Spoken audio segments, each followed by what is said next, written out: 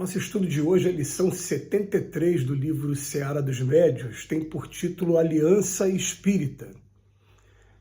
Aliando as sociedades espíritas para salvaguardar a pureza e a simplicidade dos nossos princípios, é forçoso considerar o imperativo da aproximação no campo de nós mesmos. De certo, ninguém pode exigir que o próximo pense com cabeça diversa da que possui.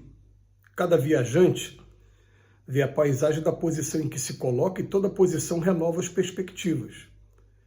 União desse modo, para nós, não significa imposição do recurso interpretativo, mas, acima de tudo, entendimento mútuo de nossas necessidades, com o serviço da cooperação atuante a partir do respeito que devemos uns aos outros.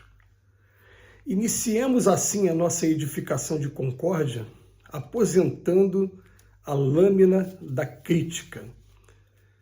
Zurzir os irmãos de luta é retalhar-lhes a própria alma, exaurindo-lhes as forças. Se o companheiro fala por bem, ainda que sejam algumas frases por dia, estende-lhe concurso espontâneo para que enriqueça o próprio verbo. Se escreve para construir, ainda que seja uma página por ano, encoraja-lhe o esforço nobre. Se consagra energias no socorro aos doentes, ainda que seja vez por outra, incentiva-lhe o trabalho. Se consegue dar apenas migalha no culto da assistência aos que sofrem, auxilia-lhe o passo começante nas boas obras. Se vive afastado das próprias obrigações, ora por ele em vez de açoitá-lo, e se ele está em erro, ampara-lhe o esclarecimento através da colaboração digna, lembrando que a azedia agrava a distância. Educarás ajudando e unirás compreendendo. Jesus não nos chamou para exercer a função de palmatórios na instituição universal do Evangelho, e sim foi categórico ao afirmar: os meus discípulos serão reconhecidos por muito se amarem. E Allan Kardec, explanando sobre a conveniência da multiplicação dos grupos espíritas, asseverou claramente no item 334 do capítulo 29 de O Livro dos Médiuns, que esses grupos, correspondendo-se entre si, visitando-se, permutando observações, podem formar desde já o núcleo da grande família espírita que um dia consorciará todas as opiniões e reunirá os homens por um único sentimento, o da fraternidade, trazendo o cunho da caridade cristã. Que texto lindo! Que brinde que a gente vai tendo no dia de hoje com esse texto do Emmanuel. E texto para fazer até seminário, para mostrar a importância da união que deve existir entre todos nós espíritas. A segunda frase, vamos começar por ela. Ninguém pode exigir que o próximo pense com cabeça diversa da que possui. Nós não estamos em posição de querer exigir que ninguém se adeque à minha forma de pensar.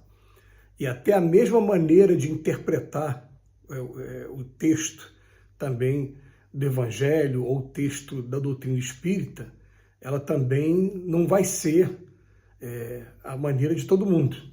Cada um interpreta de uma maneira e cada um observa de acordo com sua capacidade de entendimento e com a necessidade que possui também. Por isso que a gente vai percebendo que esses estudos que a gente faz, né, Livro dos Espíritos, Livro dos Médiuns, a gente precisa estar fazendo o tempo todo de maneira contínua e repetida, porque daqui a pouco, uma coisa que a gente está estudando há 15, 20 anos é que vai desabrochar na nossa frente, a gente vai dar uma atenção maior àquele capítulo e vai enxergar coisas que antes passavam desapercebidas, porque não tinha a menor importância para cada um de nós. Mas quando vem falar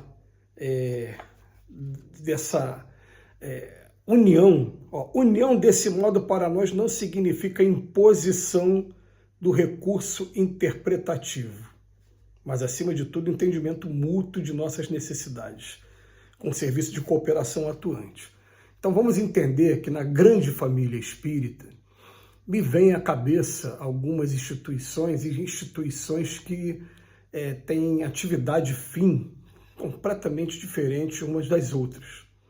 Me vem na cabeça, por exemplo, Fraternidade e Oficina do Amor, uma casa vinculada ao Leon Denis em Nova Iguaçu. É uma escola primária, escola mesmo, reconhecida pelo MEC com professores, e tem um centro espírita junto.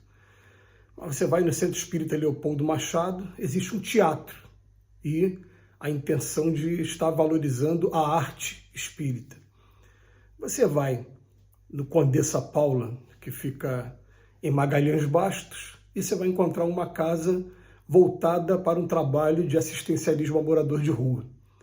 Você vai no Daniel Cristóvão, que fica na Sulacap, todos esses endereços são daqui do Rio de Janeiro, e você vai encontrar uma casa que se dedica a crianças especiais. Enquanto os filhos estão passando por oficinas de psicomotricidade, fisioterapia, os pais estão assistindo palestra espírita com os expositores. Então a gente percebe, para não alongar muito, a gente percebe que cada lugar vai ter uma atividade fim e vai ter um foco. E a gente lembra dessa maneira aquela passagem da Carta aos Coríntios, em que Paulo fala dos vários ministérios, mas que o Senhor é um só. Da árvore que tem vários galhos, mas o tronco é um só. E é isso que acontece com cada um de nós. É claro que cada um, dependendo da atividade que vai desenvolver, vai se especializar de uma maneira e vai, conforme se especializa, vai pegando detalhes que o outro, só quando vier trabalhar com a gente também, é que vai ter o mesmo detalhe, vai ter essa mesma experiência. Mas quando a gente chega dentro da própria casa espírita, em cada uma dessas casas espíritas, vai ter um setor que vai tratar da contabilidade da casa, pagamento de contas, você fazer o reconhecimento de utilidade pública da instituição para poder receber algum subsídio para a tua obra social, ou você ir lá buscar a imunidade que os templos religiosos têm sobre os impostos aqui no Brasil. A gente vai ter uma série de atividades administrativas e vai ter também as atividades de cunho doutrinário, que aí sim vai selecionar cuidadosamente quem são aquelas pessoas que têm uma semente para poder ajudar no curso, na interpretação do curso, aqueles que vão escolher os palestrantes, convidar os palestrantes, aqueles que vão estar trabalhando na área do assistencialismo, e vai ter diferença também entre eles. E, na verdade, o que a gente precisa e muito é estar apoiando a todos eles. E outra coisa, iniciemos assim a nossa edificação de concórdia, aposentando a lâmina da crítica.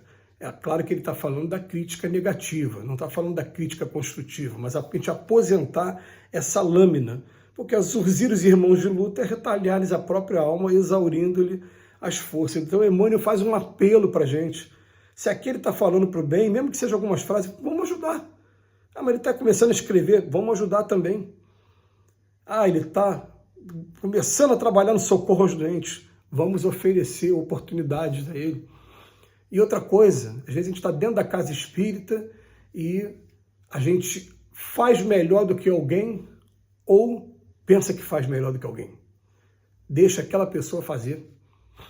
Então, às vezes a gente fica pensando assim, né? Dentro da casa espírita cada um tem o que fazer também, e até dentro da missão, dentro da doutrina espírita, cada um tem o que fazer.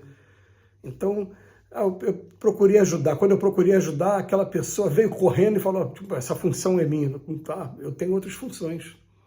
Me lembro, por exemplo, de quando eu cheguei na Oficina do Amor, eu posterguei um pouco a minha entrada no trabalho da desobsessão, né? Mesmo sentindo muita falta do trabalho. E quando eu falei com a dirigente da casa sobre isso, ela falou para mim, não, os espíritos estão me dizendo aqui que eles te aproveitam melhor na parte doutrinária do que na parte da desobsessão. Se você quiser um dia trabalhar na desobsessão, a porta está aberta. E hoje eu trabalho na desobsessão a partir desse ano, mas o ano passado todo eu fiquei afastado desse trabalho.